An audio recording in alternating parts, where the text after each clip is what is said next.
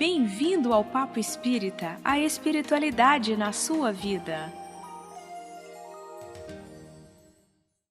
Bem-vindos ao Papo Espírita. Nosso tema de hoje é o céu, o inferno e o purgatório. Na doutrina católica, são lugares para onde as almas vão depois da morte. Mas o que a doutrina espírita entende por céu, inferno e purgatório?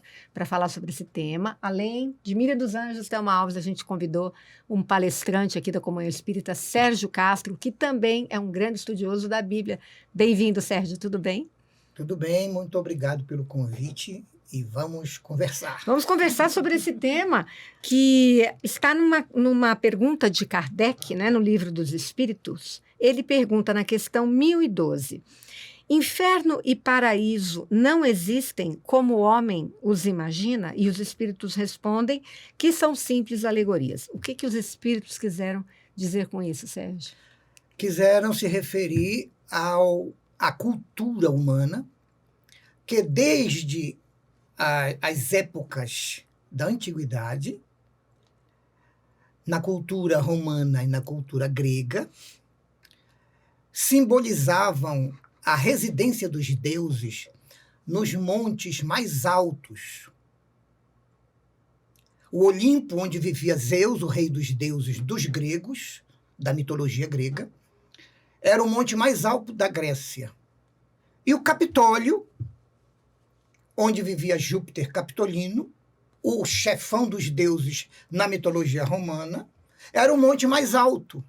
Então, para eles, foi criando uma cultura religiosa de que nos mais altos dos céus estão os deuses. E, contrário senso, no mais baixo do mundo inferior estão as regiões do sofrimento, dos maus, seriam os infernos. Daí foi surgindo na cultura humana, no pensamento, a noção, que depois virou um atavismo cultural religioso, a noção de que os céus é lá para cima, o inferno é aqui para baixo. Olha só. E se você é bonzinho, você vai lá para cima, para os céus. Mas se você não foi bonzinho, você vai lá para baixo, para o inferno. Isso é tão interessante, porque quando a gente reza, né, Sérgio, a gente fala assim, Pai nosso, olha para cima. Olha para cima. Que estás nos céus. Exato, olha para cima. E, na realidade, não há distância no universo. No mundo espiritual, não há direita, esquerda, em cima, embaixo. E quando a gente, por exemplo, quer jogar uma praga em alguém, a gente manda para o inferno assim, Lá para baixo. para baixo. Então, a alegoria foi utilizada pelas doutrinas religiosas muito antes do judaísmo. O judaísmo adaptou a sua. E depois, na cultura judaico-cristã, foi absorvida a mesma cultura atávica. Os céus em cima, os infernos embaixo. Só muito mais tarde, já na Idade Média, surgiu a noção de purgatório, quando a Igreja publicou um documento oficial admitindo que existia uma região intermediária entre o polo extremista do inferno, lá dentro da fase magmática da Terra, do material magmático da Terra, e os céus lá em cima nas nuvens, criou uma situação intermediária para os que não eram bons, mas também não eram maus. É o purgatório. Porque purgar é um verbo que significa purificar. O purgatório, então, passou a ser um lugar de grande esperança para a grande maioria dos homens da cristandade, por ser um local em que ele chorava, se arrependia, sofria, mas ia se purificando, tendo em vista a conquista, o sonho de consumo das almas, que era ir para o céu. Aproveitando aí que você está falando purgatório, a doutrina espírita, ela fala do umbral, né? Aí você pode falar essa semelhança que é colocada entre o purgatório e o umbral para a gente? Umbral e purgatório têm uma grande semelhança, tanto na concepção quanto na concentração de almas em sofrimento. Entretanto, o Espiritismo esclarece que o umbral é fabricado pelas mentes, pela coletividade das mentes culposas, que se atrai pela sintonia vibratória, pela lei da afinidade, e que ficam se autocastigando, arrependidos dos males que fizeram quando vivos na carne. E aí elas vão criando com a mente, porque no mundo espiritual, a mente plasma, quase que automaticamente. Por exemplo, nós vemos nos filmes, tanto o Nosso Lar como a sequência Nosso Lar 2, Os Mensageiros, o momento em que o espírito se descontrola de raiva, porque vê uma cena que o desgostou profundamente, tanto no Nosso Lar, o André Luiz, como o Vicente nos Mensageiros, ele se descontrola, enche-se de ira, e em torno dele logo a paisagem boa desaparece e surge a lama, a escuridão, a árvore que prende o espírito, que fica em sofrimento. Isso tudo é a mente que cria e mantém.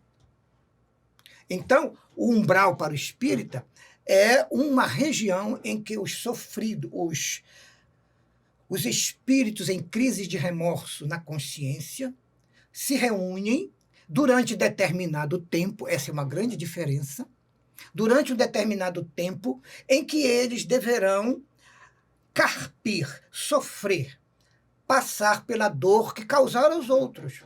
Pela própria consciência, né, Sérgio? E quem os coloca lá não é nenhum espírito. Não há própria. Satanás, não há demônio, não há capeta. É a consciência da pessoa que localiza, após a desencarnação e ele despertar no mundo espiritual, a sua própria consciência localiza no lugar exato que ele merece. Porque é ele quem cria aquele ambiente, né?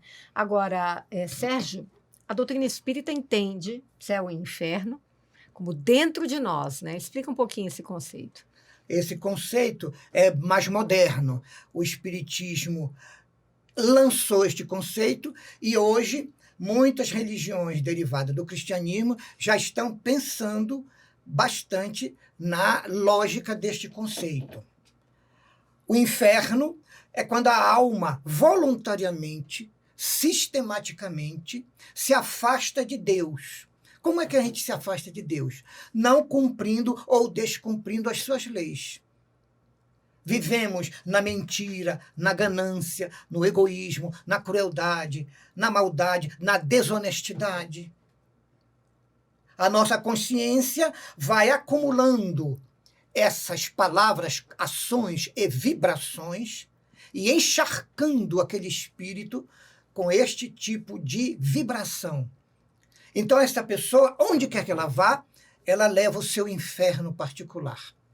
A mesma coisa, purgatório e céu no campo consequente, no campo diferente do mal, do erro, no campo do bem, do acerto. A pessoa boa, como diz no Livro dos Espíritos, os espíritos puros, quando se reúnem, lá está o céu.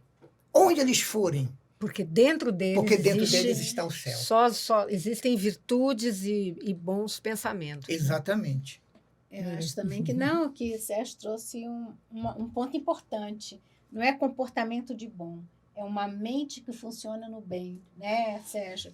Para poder ter essa sintonia, né? E da mesma forma que cria-se, né, no umbral as condições por sintonia, será que o encarnado também atua nessa modelagem desse mundo umbralino? Com certeza. As relações entre o mundo dos desencarnados, ou o mundo invisível, e o nosso mundo são constantes e sempre existiram. Nós é que temos a mania de separar tudo para fazer parcelas de conhecimento e entender o processo todo. É típico do conhecimento humano. Mas, na verdade, só existe um universo. E a Terra material está embutida, inserida no mundo espiritual. Tanto que, se um dia a Terra deixar de existir, não muda nada no mundo espiritual. Continuam as mesmas coisas. Os espíritos trabalhando, realizando, os que amam amando, os que odeiam odiando, e as coisas continuam na mesma. Então, é preciso que, quando o espírito estiver na Terra encarnado, procure manter no pensamento, no sentimento, na emoção, e nas suas ações, no comportamento, um nível respeitável, razoável de virtude, de comportamento, de vibração, para que ele não seja envolvido nem atraído para essas regiões que o Espiritismo denominou umbral que já é agora subdividido.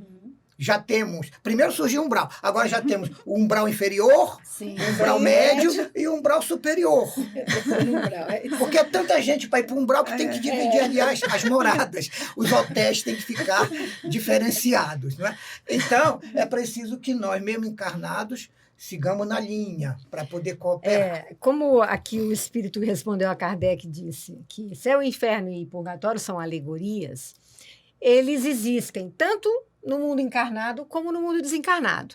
Porque, de acordo com os nossos pensamentos, que geram os nossos comportamentos, as nossas escolhas, se eu escolho estar com Miriam, Thelma e Sérgio ou não, né?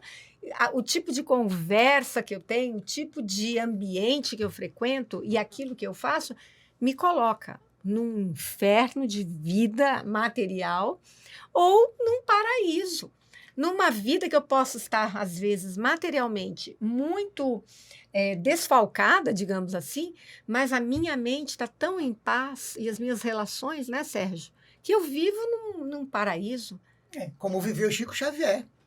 Sem nada materialmente, quando ganhava, rifava para distribuir as casas, né? E era o sonho dele, ganhou o piano de cauda, era o sonho dele. Emmanuel apareceu. Não fica, não, vê. Não, nada disso, vamos embora. Manda passar. E aí ele teve que vender ou rifar para distribuir entre as casas. Curioso é que Paulo de Tarso já escreve: transformai-vos pela renovação da vossa mente, para que saibais qual é a verdadeira vontade de Deus. Transformai-vos para melhor, começa pela renovação da mente, para que possais entender melhor a lei. A vontade de Deus é a lei. Quando você entende melhor a lei, tem mais facilidade de segui-la. Então, Paulo já tinha a ideia. Mas não é só Paulo. No Antigo Testamento, nos Salmos, já havia essa noção. Quando o salmista escreve: Deus é misericordioso. Ele não deixará minha alma no Sheol. O Sheol é o umbral dos judeus. Ele me trará de volta. Para onde? Para a terra. E como é o nome de voltar para a terra? Encarnação. Reencarnação, gente. Então está lá no Salmo: o Senhor é misericordioso, não deixará a minha alma no Sheol.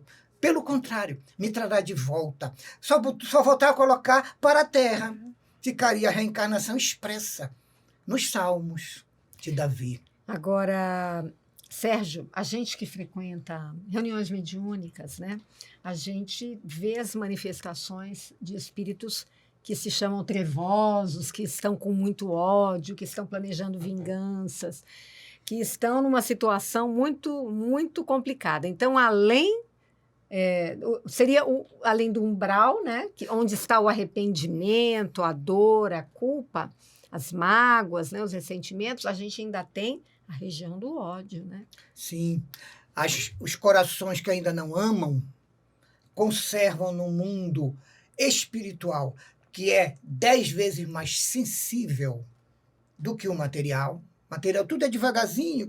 Lá, imediatamente, você sente a emoção forte, seja do amor ou do ódio, é na hora. Você vê, você lembra, você capta, você imediatamente se transforma, por causa da força da mente, que é o piloto.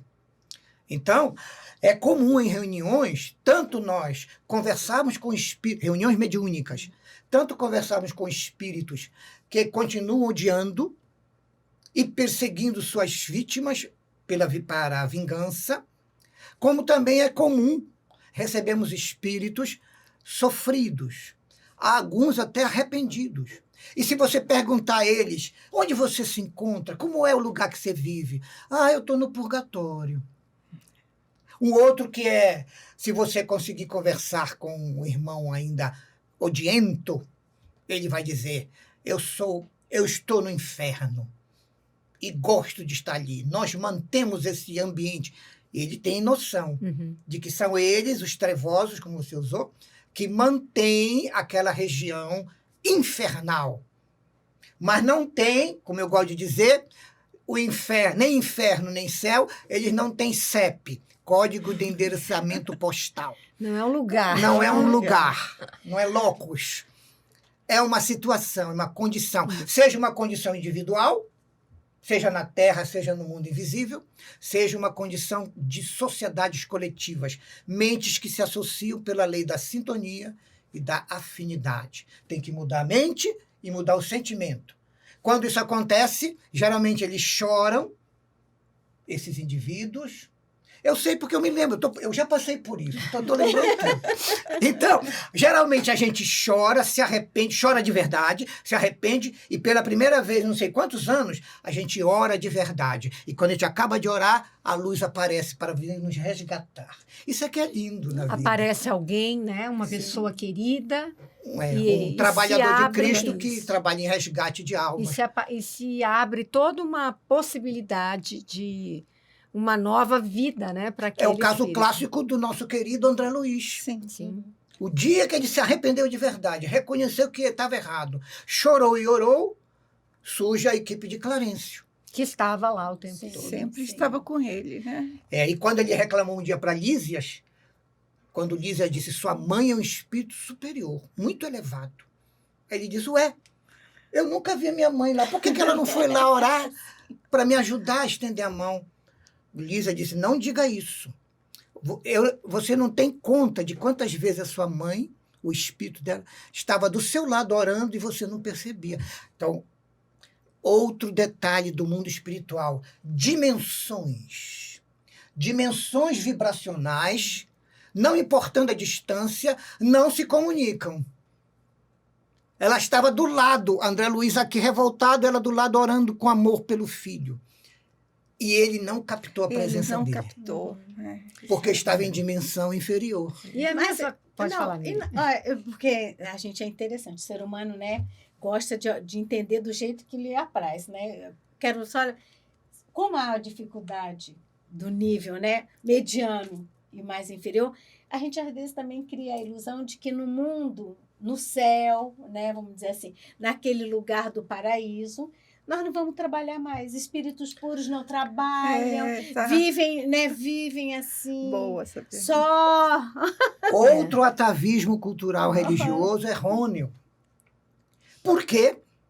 Porque os deuses não trabalhavam nada, os deuses mitológicos tinham um monte de assessores para lhes servir e às vezes desciam para a terra para poder se relacionar com mulheres sempre lindíssimas. Porque Deus sabe escolher, né? E causava uma confusão danada, né, Sérgio? E de vez em quando nascia um Hércules, que era um semideus. Produto de um amor de um Deus com uma humana. Então, a cultura, né, foi se associando ao nosso dia a dia, nosso conhecimento religioso, e todos nós começamos a pensar nisso, que não se trabalha. Porque os reinados da terra, o rei, a rainha, a família real e os nobres eram todos parasitas, nenhum deles trabalhava. E eram divinos também, né, Sérgio? Alguns reis se autodenominavam deuses. O Império Romano teve tantos. E aí surgiu essa noção que o paraíso é um lugar maravilhoso, onde todos me servem, tudo que eu quero vem a mim e eu não trabalho. Mas Jesus, perguntado pelos fariseus, em João 5, versículo 17, vai dizer a ele, o meu pai trabalha sempre e eu também trabalho. Aí a gente fica pensando, se o dono do universo trabalha, como é que eu vou me aposentar quando eu morrer? Não, e a gente recebe nas reuniões mediúnicas espíritos que estão, assim, desoladíssimos, porque eles acharam que ao desencarnar, porque eles percebem que eles desencarnaram, que eles iam estar num céu. E eles se veem numa situação que... Onde é que eu tô? Eu não estou no céu? Sim. Então, é interessante como, às vezes, o nosso conhecimento nos atrapalha, né, na hora da desencarnação, porque a gente vai encontrar uma situação muito diferente. Né? Esse seu argumento me trouxe a ideia de que o céu é uma conquista. E essa conquista você vai construindo enquanto está na Terra. Exato. Construa cada boa ação, cada gesto sincero de auxílio, cada oração, cada melhoria no seu interior quanto aos defeitos e vícios. É um tijolinho que você constrói a sua mansão no mundo espiritual, a sua casinha. Né? Para tirar aquela ideia do paraíso. Né? Para muitas pessoas, o paraíso é um gigantesco resort, all inclusive. Na beira da praia. Na beira da praia, all inclusive. Você não só gozar e curtir. Mas não é nada disso. E muitos espíritos, inclusive de outras tendências, eu que converso, sou atendente, eu não me chamo doutrinador, atendente de irmãos que se manifestam pelos médiuns. Já conversei com vários pastores e vários ex-padres que reclamam porque lhes foi prometido e lhes foi passada uma realidade que não é real. E, Sérgio, como é uma construção interna, né? Porque na própria doutrina espírita a gente tem o irmão Jacó, que também foi uma pessoa que fez muita coisa em prol da doutrina, e quando ele chega lá, ele mesmo relata no livro, Voltei, né? Eu acho, que ele não tinha a luz que ele imaginava, e ele fez tantas obras, né, tanta caridade, tanta coisa em prol do movimento espírita. Mesma coisa que pastores, que padres e tantos outros, que às vezes fazem muitas ações, mas dentro de si não tem uma construção, né? Explica um pouquinho isso. A reencarnação, mais uma vez, nos explica isso. Porque imagine, como o irmão Jacó, que ele tenha tido 2 reencarnações. A que ele se arrependeu e começou a ser bonzinho, e esta última que ele foi bom a vida toda. Acontece que lá para trás ele tem dezenas de reencarnações no erro. Então nós, por exemplo, que temos centenas de reencarnações, quase 90% delas nós produzimos problemas, despesas, desgostos, desilusões e dores para os outros e para nós. Basta saber como é que a gente está agora, né? Que diz que é a nossa melhor versão. Pois é. Então, se examinarmos as nossas tendências atuais, a gente vê o que a gente aprontou. Isso. Como é que a gente quer agora, em uma encarnação ou 2, já conquistar o sonho que Jacó tinha, não é? Que me lembrou o sonho de Jacó, lá do Gênesis. Jacó teve um sonho, ele deitou e sonhou que uma escada vinha descendo do céu, e por essa escada desciam e subiam espíritos, que ele chamava de anjos. Olha, o sonho de Jacó, lá da Gênesis, do Antigo Testamento, já estava falando do intercâmbio espiritual.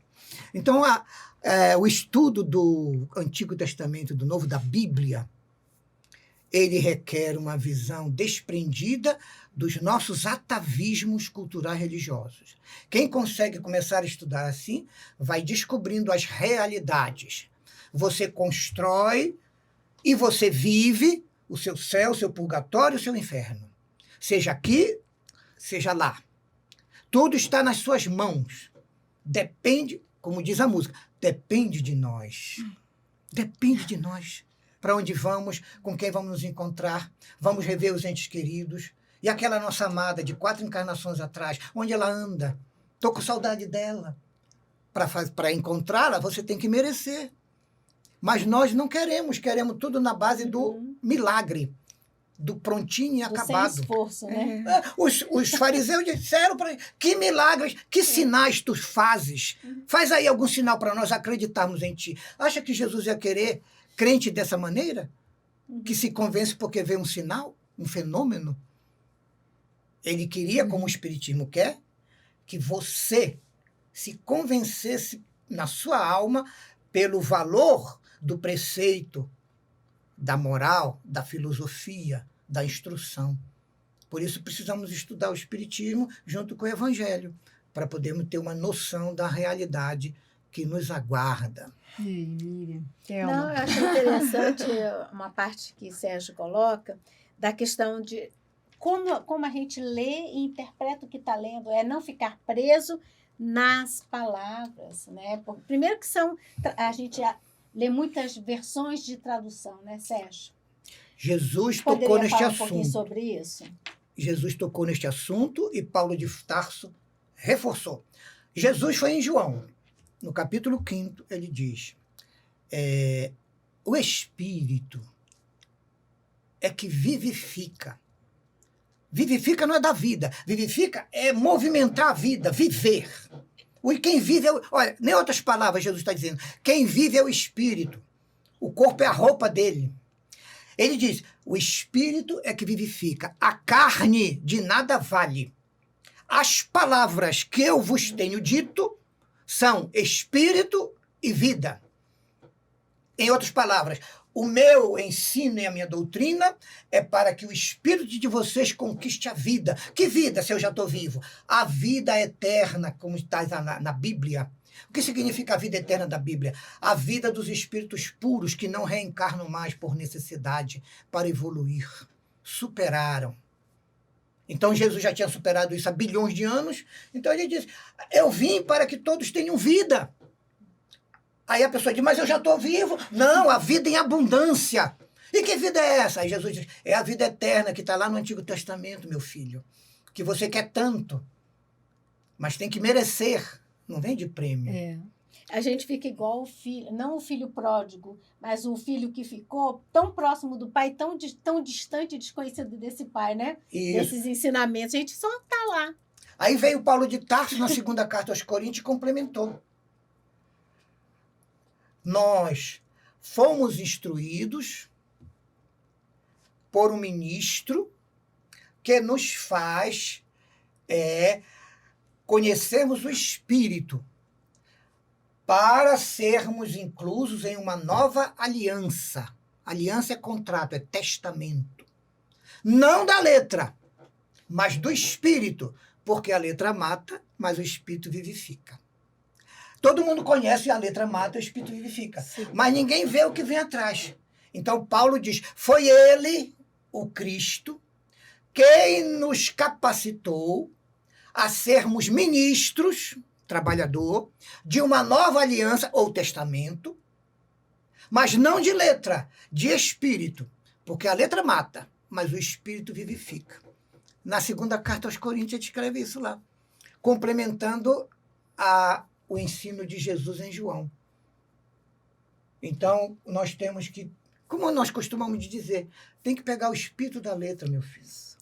Agora, e vivificar não é fácil, né? Não.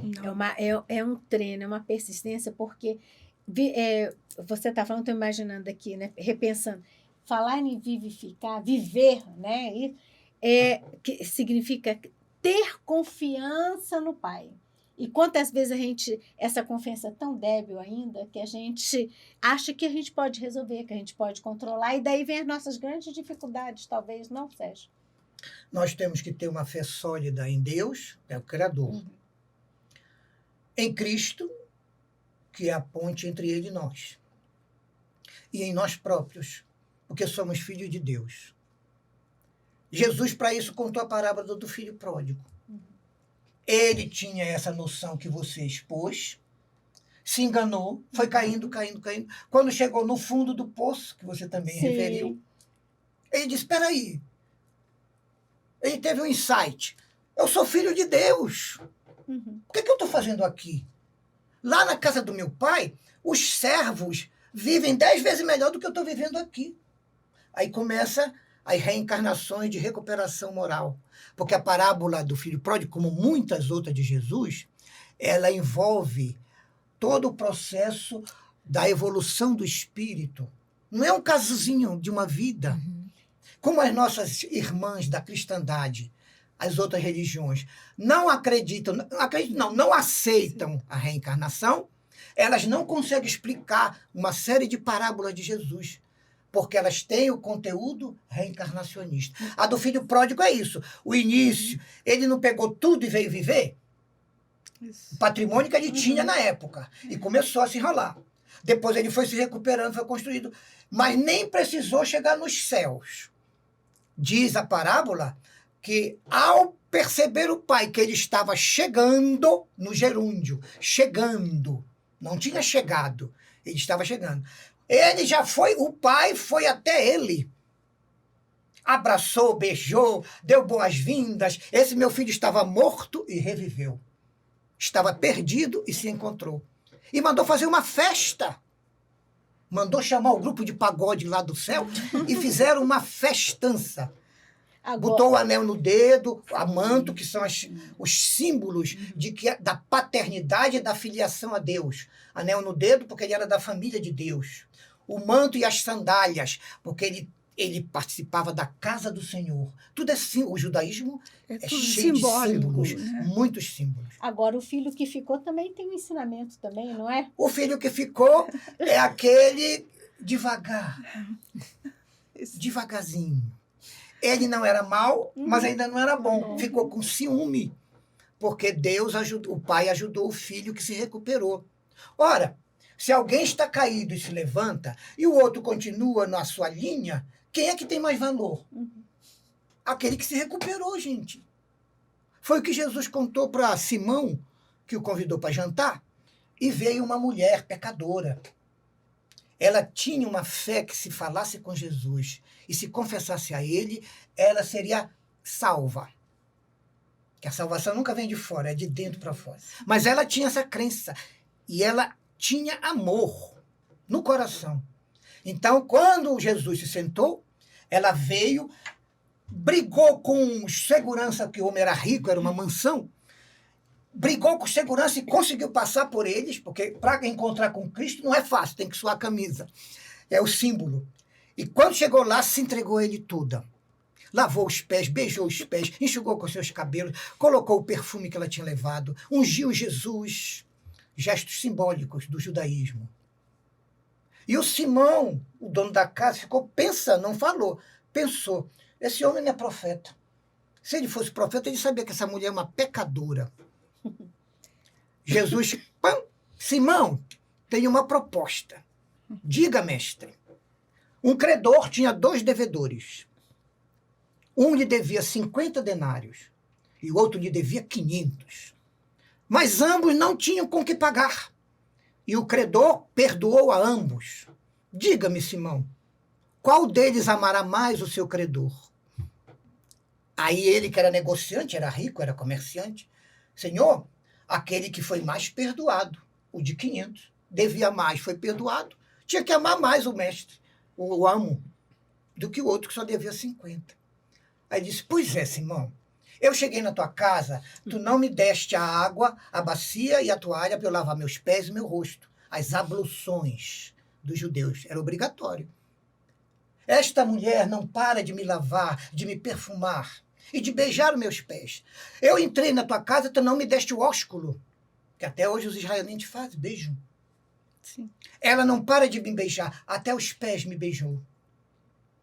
Por isso eu te digo, ela mais amou e os seus muitos pecados, 500 denários.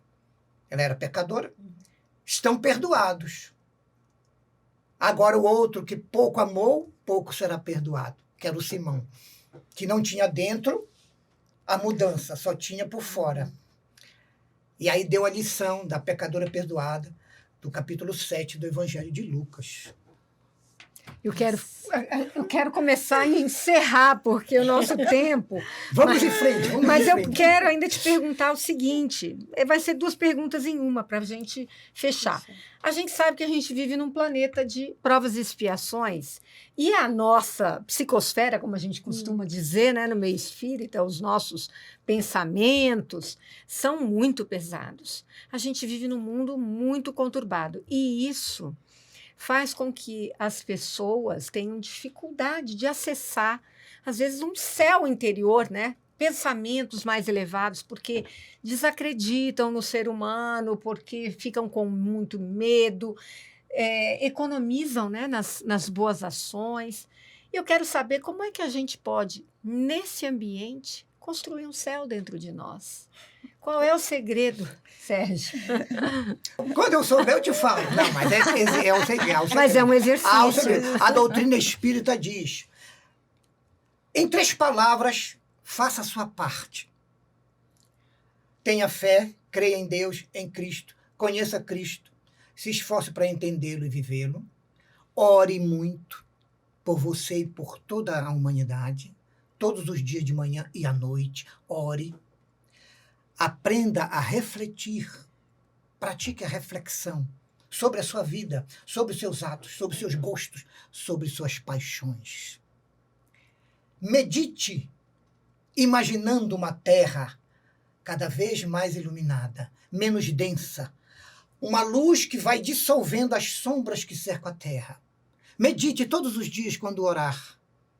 Fazendo assim, você vai ajudando os encarnados a se melhorarem, como também o mundo espiritual que cerca a terra vai ajudando eles a ficarem menos densos e mais iluminados. Agora, como é que eu posso, dentro da minha mente, ir criando um ambiente mais harmônico dentro de mim, vivendo, né, nos desafios diários que a gente tem, né? E a gente sente medo, a gente sente perigo. Tem muitas situações que a gente não sabe se a gente vai viver amanhã, em que condições. Como é que eu lido com tudo isso dentro de mim? Porque eu posso estar vivendo um grande inferno, né? Isso é verdade. Fora os arrependimentos e as culpas em que eu estou vivendo o meu purgatório aqui mesmo. Pois é. Há algumas décadas surgiu no mundo inteiro um movimento da autoajuda, desvinculado de qualquer religião. Mas o espiritismo, em si próprio, já é uma grande autoajuda. Autoeducação, autoconhecimento, lá do século V a.C. Nosce te ipsum, conhece-te a ti mesmo. 500 anos antes de Jesus, já estava pregado na Terra. Autoconhecimento, autoeducação, autoburilamento. Então veja que sempre está conosco, a faca e o queijo, sempre está conosco. Você vai treinando, tem que ter a força de vontade, acreditar em si mesmo e a perseverança. Por quê? Porque logo no início, nos primeiros tempos, digamos, nos primeiros meses, tudo é difícil, a gente desconcentra. É como quando a gente vai começar a participar das orações ou de um grupo mediúnico, logo que a gente entrou numa doutrina, a mente foge toda hora. 10 anos depois a gente já está que nem o instrutor espiritual, né? Que nem o mestre, por causa do treino. Não desistir no início. Continuar. Por quê? O sentimento interno de purgatório, de momentos infernais ou de momentos nobres de vida celeste interior são construções suas. Exato. Porém, elas, no campo do céu interior, elas têm um investimento de Deus e dos bons espíritos para que isso ocorra em volume acentuado dentro de você, do seu coração. Como também os irmãos inferiores detectam nas suas zonas infernais os mais fortes deslizes que você retroalimenta e eles investem naquilo para poder dominar você pela obsessão. O sistema é o mesmo, para o mais e para o menos. Você que Entende? escolhe. Aí é você que tem a decisão. Por isso o livre-arbítrio. Sem eles nós seríamos máquinas. O livre-arbítrio. E sabendo que a mesma coisa aqui é lá no mundo espiritual. A vida é uma só, né? A vida é uma só. Isso, a vida é uma só. Quando a gente desencarna, nós trocamos de roupa. Sim. Uma pesada, geralmente quando a gente desencarna com muita idade, ela já estava bem desgastadazinha, né? Não serve muito para nada, era melhor mesmo deixar. Rota, né? É melhor pegar um outro de um Isso, nenenzinho logo depois. isso. Então, a gente larga a roupa pesada, inútil, e fica mais leve. E continua a trabalhar. Vejam o que fez André Luiz no período em que ele desencarnou até o período em que ele é, no nosso lar, eleito cidadão do nosso lar. Vejam a diferença. E como foi isso? No suor, na luta. Primeiro contra as coisas dele, que ele tinha. Exato. Sangue, Muito suor, trabalho lágrimas, interior, né? né? Muito trabalho. Muito interior. confronto consigo mesmo, arrependimentos e tanta coisa mais, né? Ninguém disse que é fácil, né, Não. Sérgio? Exatamente. Agora, Sérgio, sua mensagem final para a gente encerrar. A minha mensagem final vai ser uma frase que eu vou deixar aos nossos irmãos ouvintes para meditarem nas orações da manhã e nas orações da noite. Faça o seu céu e faça o céu seu, com a ajuda de Cristo. Eu vou escrever esse negócio e pendurar na geladeira, não é não? Essa é de pendurar na Essa geladeira. é. Eu acredito que essa é de pendurar na geladeira. Faça o seu céu, faça o céu o seu. céu seu. seu. Gente, vocês bom. gostaram? A gente aqui adorou a conversa. Sérgio, muito obrigada. Você vai ser chamado outras vezes. Temos outros programas com o Sérgio aqui conosco. Procura na nossa playlist. Thelma, Miriam, obrigada também pela participação. Vocês gostaram? Deem like, compartilhem, é super importante para o tal do algoritmo do YouTube. E não deixem de comentar também, que a gente gosta de saber se vocês estão apreciando o nosso conteúdo, né? Tem muita gente que vem nos procura falar pessoalmente, mas a gente fala, vai lá, comenta também, porque é importante. O algoritmo do YouTube, ele disponibiliza esse conteúdo para outros públicos. Nós vamos ao ar às quintas, 18h45.